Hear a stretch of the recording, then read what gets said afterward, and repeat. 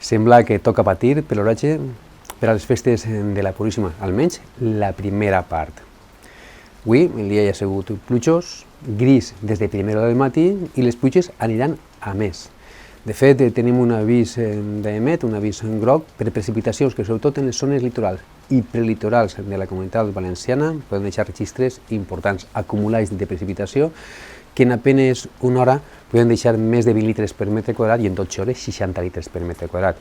Ontinyent serà una de les zones segurament afectades. La vall d'Albaida, a partir de vesprada, les pluges seran generals. Demà divendres sembla que també ens espera un dia gris, plujós, i fins i tot amb temperatures més baixes. Temperatures que baixaran per la nit fins als 8 o 9 graus i durant el dia no passaran dels 10 o dels 11 graus. Poca diferència entre temperatures mínimes i màximes. Això sí, totes les activitats festives es veuran marcades per la inestabilitat i per la pluja.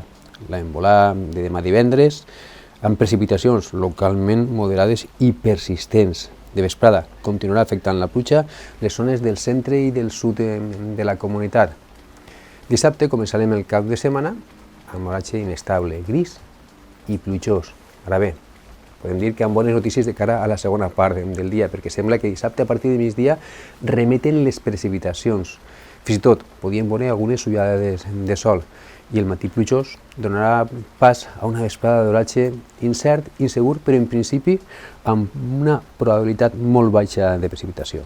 I diumenge, ja diumenge per fi podem parlar de sol, amb alguns intervals de núvols, d'oratge estable, de temperatures que baixaran per la nit serà fresqueta, temperatures de 4 o 5 graus, però temperatures que al centre del dia s'aproparan als 15 o als 16 graus.